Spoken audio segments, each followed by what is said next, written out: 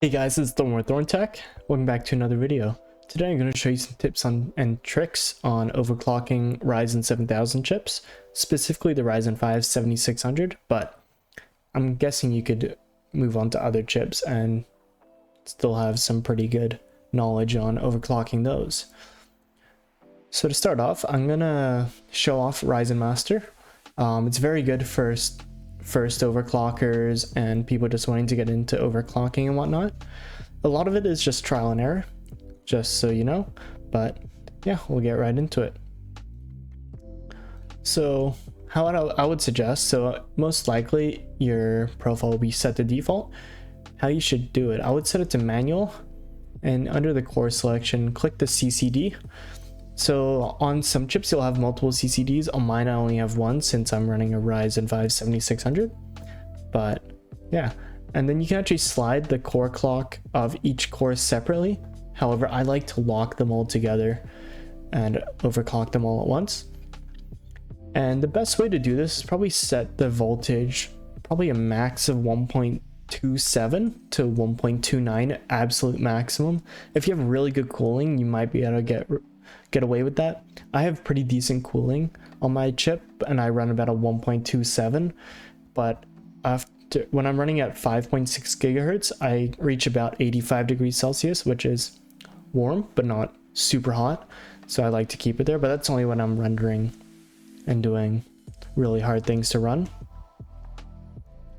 So yeah, I guess I'll show you guys how I would do it. So I would usually put the voltage up, lock these up, and I would usually start at maybe, it depends what your chip's good at. I would start like a 5.3, just keep bumping it up bit by bit until it's unstable, or you start getting game crashes or computer crashes, stuff like that. I actually found it stable at 5600 on my chip, which is just super crazy for a Ryzen 5 7600. It probably bumps the performance above a 7600X, which is awesome. But yeah, and then I would just like, you shouldn't have to touch anything down here, but if you do want to, you can push all manual and move everything up as you need. I'm not going to do that since I haven't needed to yet, but if you need more info on all of this, I would search up a video. Somebody probably has like a 30-minute video on overclocking. I just want to show you something quick.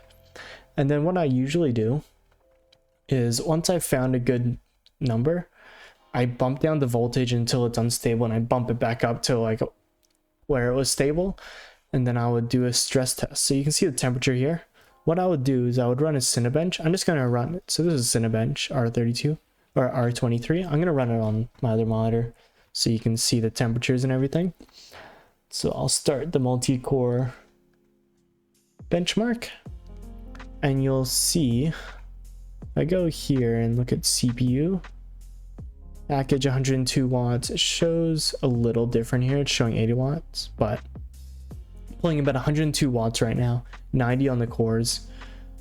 You can see it's 5.6 gigahertz almost on every single core, which is pretty good. You see 5.607, but this is still showing 5.583, 5.587 with a max of 5.61, which is pretty solid. It's nice and steady. You can see the processor is quite overclocked, but you can see 90 degrees. This is like full core load. Like this is basically as intense as it'll ever get at 90 degrees. So I'm happy with that. During gaming, it probably doesn't even reach above 60. I might drop down the voltage a little bit because I know I can, because I think I bumped it up recently. I think I can run it safely at 1.26.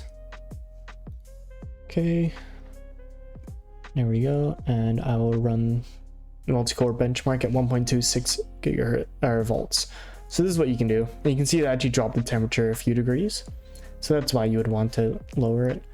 But the core clock's exactly the same, just as stable. Maybe a little, or no, it just fluctuates a bit. But yeah, you can see 86, 87, 87, 44 SoC. So it's very stable in my opinion. And I'm not even having to run my fans at max because I can go up to 2200 RPM. So I'm very happy with this. computer's nice and quiet.